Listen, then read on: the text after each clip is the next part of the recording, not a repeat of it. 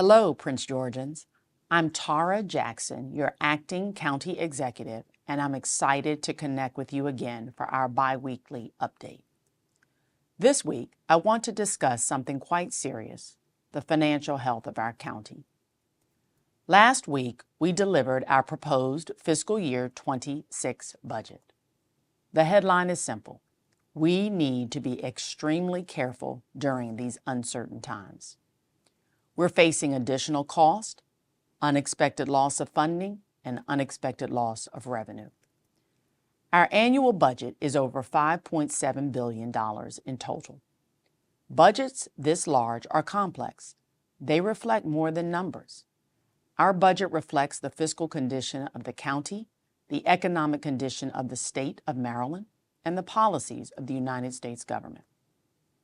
With the federal government cutting jobs at a record pace, we are concerned, not only about the families that are impacted, but about the potential decrease in revenue for the county. 73,000 federal workers live in Prince George's County. In addition, we rely on over $260 million in federal grants to support our programs. Any reduction in those grants will negatively impact our finances. Meanwhile, on the state level, lawmakers are working to overcome a more than $3 billion deficit. Negotiations around cuts and tax increases are ongoing, with a resolution expected by the first week of April. Frankly, we do expect the state to shift costs to the local governments. For instance, counties in Maryland are being asked to cover at least half the cost for teacher pensions. And for Prince George's County, that amounts to $12.6 million. Overall, we are dealing with proposed cost shifts and cuts from the state that may total over $40 million, though we don't know, or we won't know, exactly what we owe until the end of the legislative session. It's worth noting here that as Maryland residents, you should take the time to educate yourself on the governor's proposed income tax changes. For instance, his original proposal included increasing the standard deduction allowable while eliminating the ability to itemize.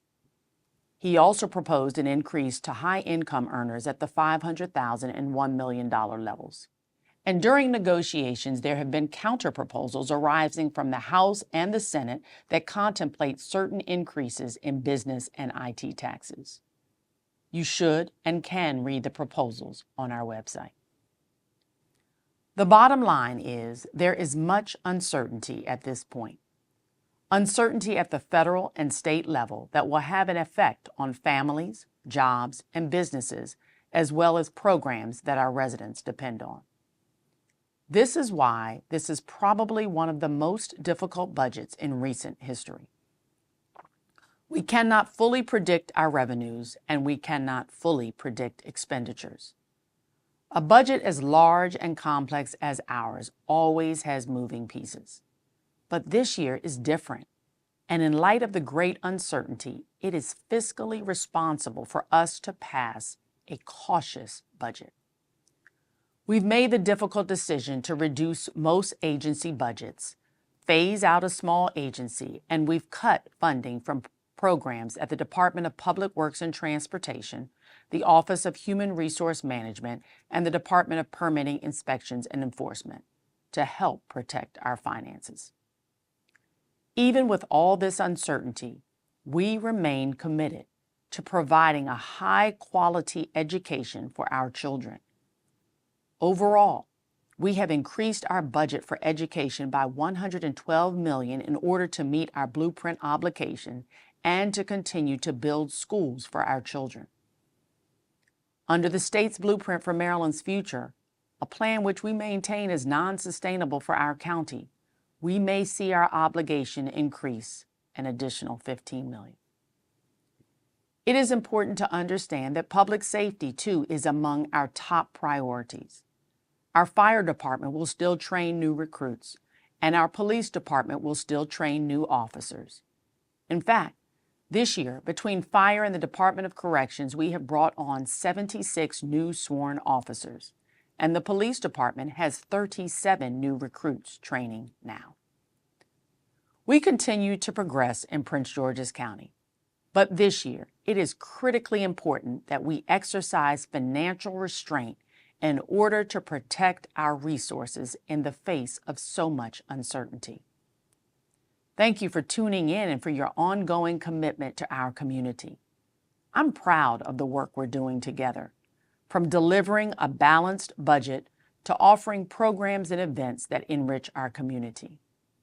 By the way, I mentioned that we are engaging with residents as we make decisions about this budget. For example, during the budget listening sessions earlier this year, many of our residents let us know that they wanted changes at our animal shelter. We listened. Now, the shelter has extended its adoption hours throughout the week and will be open for adoptions from 11 a.m. to 7 p.m.